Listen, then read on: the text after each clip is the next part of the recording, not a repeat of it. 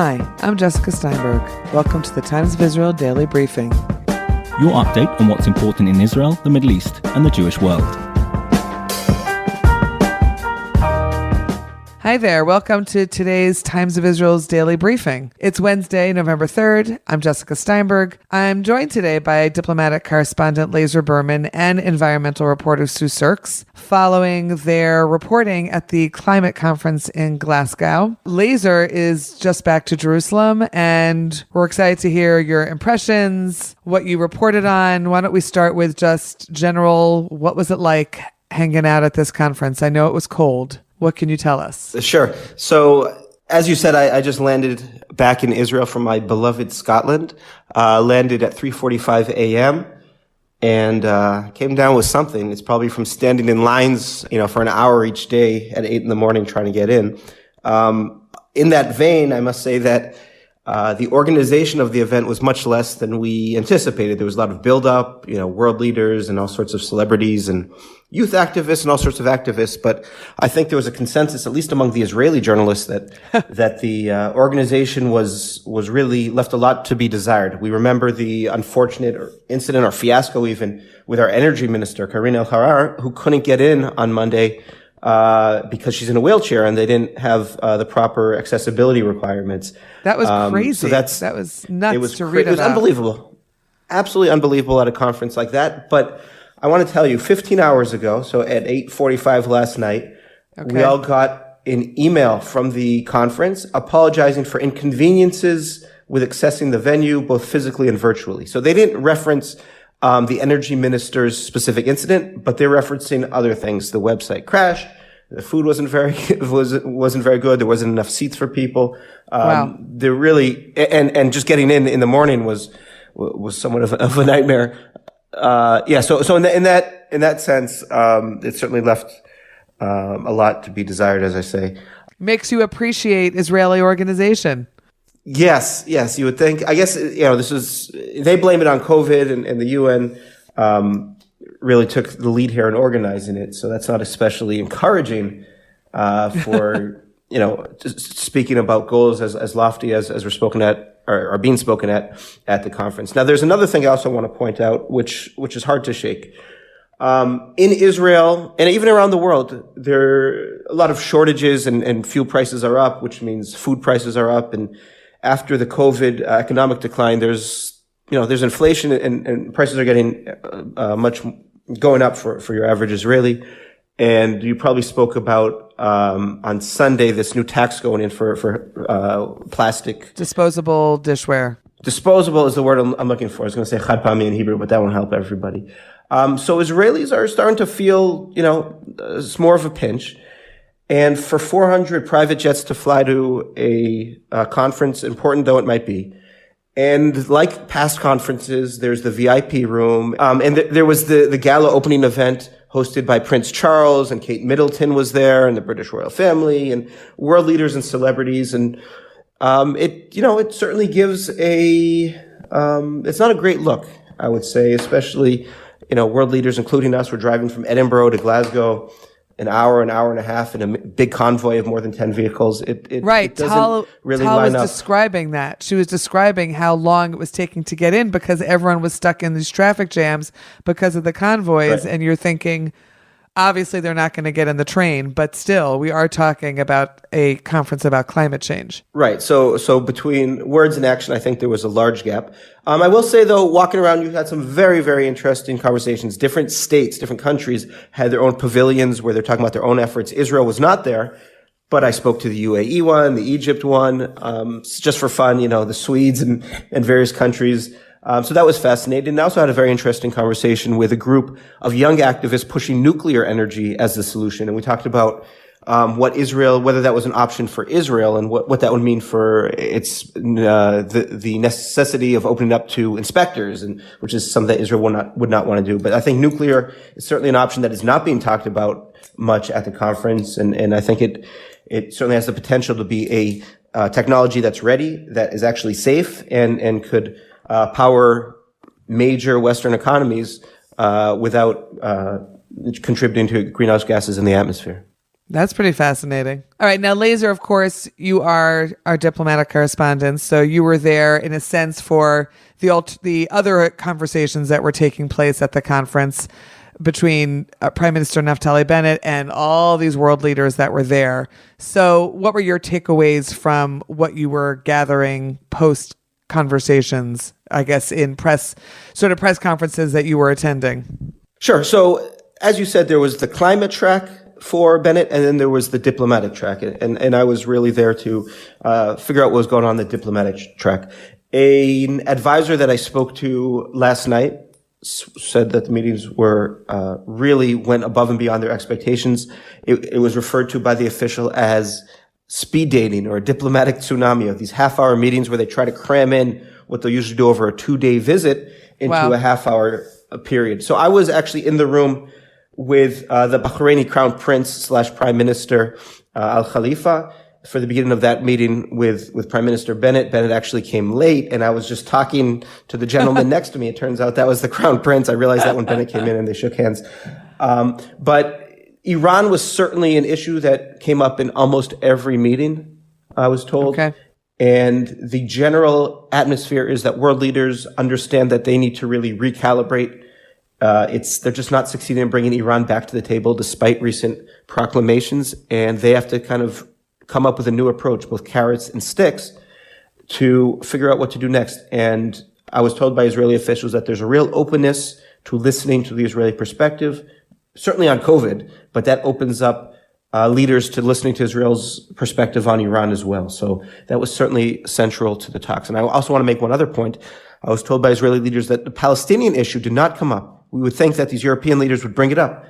Said they didn't bring it, Israelis didn't bring it up, but the Europeans didn't either. Which is, what do you think? Why? The official I spoke to said that Israel's foreign policy or its bilateral relations with countries is not held hostage by the Palestinian issue anymore, though it's an important issue. And I think there's just so many other pressing issues that to start, fighting over that, I think they understand that with COVID, with climate, with Iran, there's some real pressing issues. And some of the other important issues might have to wait. And how do you think Bennett was regarded by all these world leaders? 120? Obviously, he wouldn't speak to all of them. But what's the general attitude toward Israel, toward Naftali Bennett? So in the VIP section, where I was only able to go into very briefly, I was told that was one world leader after another coming up to talk about COVID initially. So they're asking about the boosters. They're asking about his view on lockdowns. And I think he really was something of a celebrity there in that regard. On more of a lighter note, if you look at pictures, you see very handsome world leaders like Justin Trudeau, and you have, of course, the royal family who are quite dapper. And Bennett's people have not figured out how to get him a properly tailored suit yet, so it's something he's going to have to work on. It definitely stands out in the pictures, and he needs to go to London. He can clean it up a little bit. That's funny. Okay, right. Justin Trudeau always wears those great socks also. But yes, hard act to follow. Okay.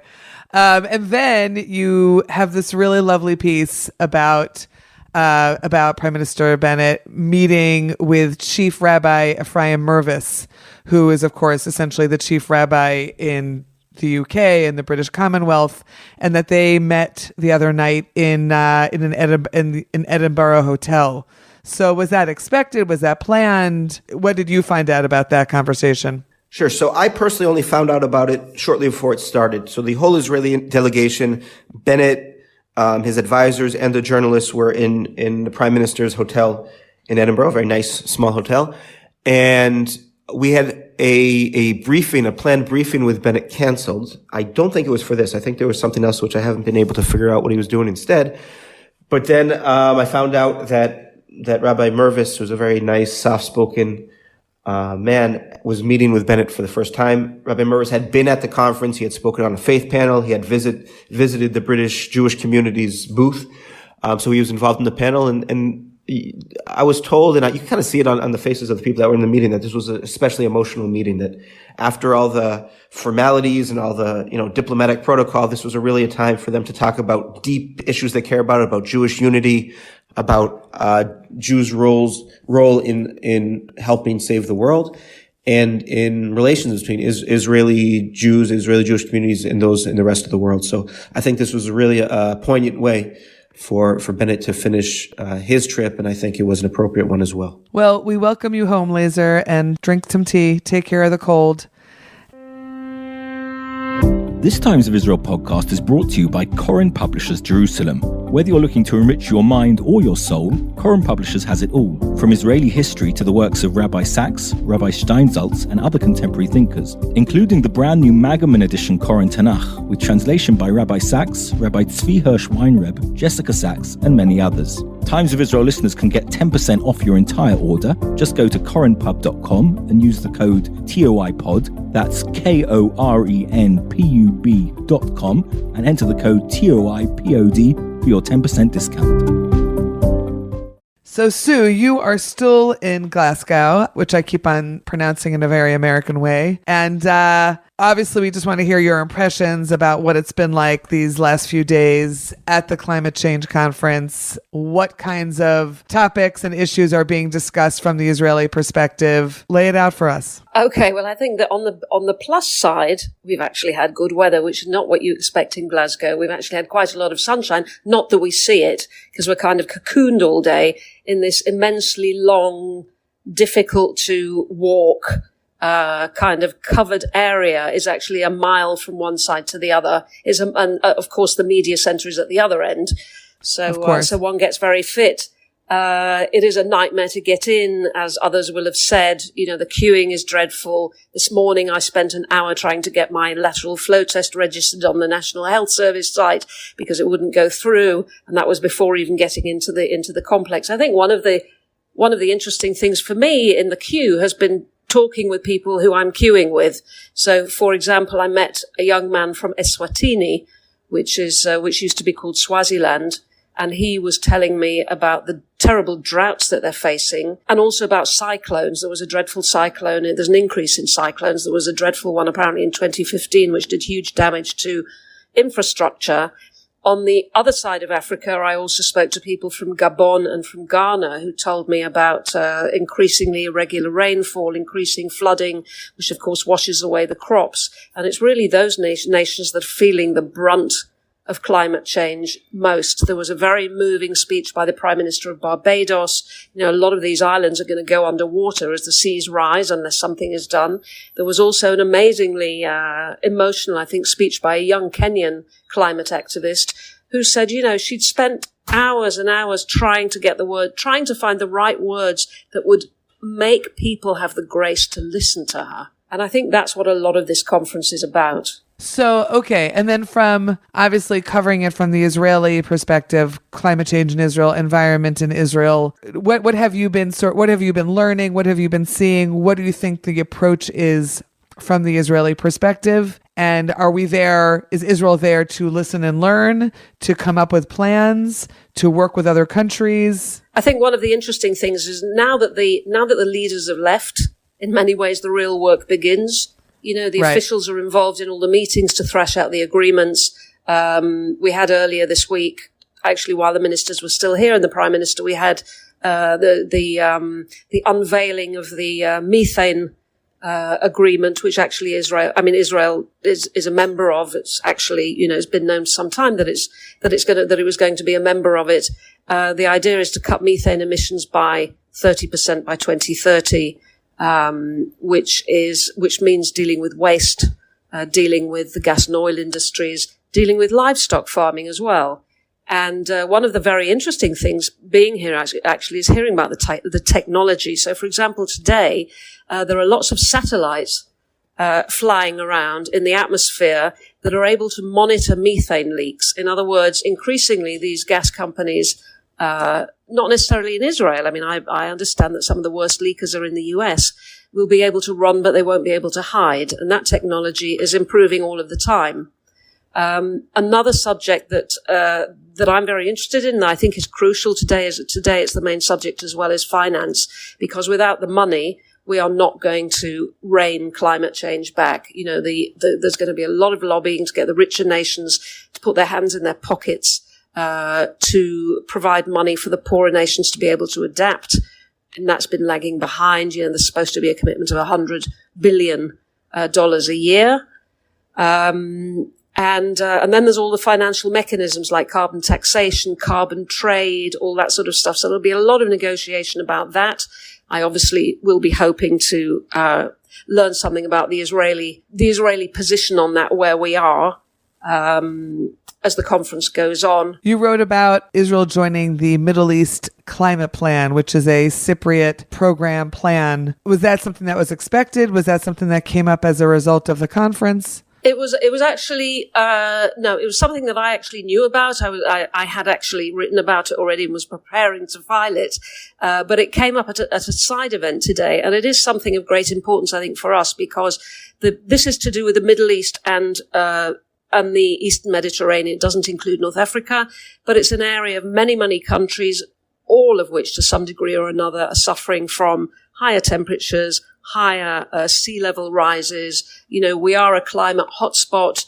The temperatures are rising faster than they are globally. I mean, we feel that in Israel, and of course people living in the Gulf and elsewhere feel it really strongly. Shortages of water affecting our neighbors, Jordan, etc. It's a very important partnership because it's bringing together, a strange group of bedfellows that otherwise would not necessarily be talking to one another on something that affects all of us and really doesn't respect national boundaries. Right. And then you wrote another piece, which seemed like a much more practical result that's taking place, which is the green standards from Israel's foreign ministry. What's that about? So this is something which might be unique. The climate envoy, Gideon Behar, isn't sure. He thinks it might well be something that's unique. It's a green standard which is going to be imposed, I would say, on all Israel's missions around the world. And it's based on a point and star system. If you earn 60 points, you actually have to get 60 points. There's no argument about that. But if you're really ambitious, you can get up to 100 points and 5 stars.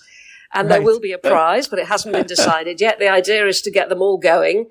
And then there's 8 different categories in which you can earn your stars, which range from, basic things like the supplies you bring in, to the kind of cars you drive, to encouraging cycling, to also going out into the community, forging partnerships with other ministries, with NGOs, with other kind of companies and groups, to raise awareness and also to try and pass on this idea of the green standard. And of course, the Foreign Office will be hoping that other ministries in Israel will adopt it as well. It's actually a rather cool idea. Yeah, no, it is, and it is very practical. There are things that can actually happen and take place without too much difficulty, it sounds like. Yeah, it's very detailed, and they're going to have to fill in forms, and it's all going to be monitored, and it has to be part of the work plan, and they have to appoint somebody who will be responsible for it. It's very, very clear. Okay. So before we let you go today, what are you going to be attending today? What are some of these sessions that you're looking at? Well, I'm going to be stuck into finance today. Okay.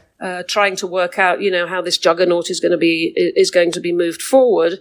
And also, later on this afternoon, I'm going to a session about this, methane monitoring, satellite technology. And Mark Carney, the former governor of the Bank of England, who really has done more than anybody else to move ahead the subject of incorporating climate risk into the decisions that all sorts of financial bodies make, is going to be talking, but I suspect that it'll be totally oversubscribed and very difficult to get into. So we'll see about that. So much fun. All right. We will let you go and look forward to hearing more about it, Sue. Have a good day today. Thanks. And you. Bye. Thanks. Bye. Hi, it's Sarah Tuttle Singer from the Times of Israel. Come join our community and support fast and fair independent journalism. You can sign up with the link at the bottom of every single article on the site. Thanks for listening to the Times of Israel Daily Briefing. You can find us daily wherever you get your podcasts. And of course, on thetimesofisrael.com.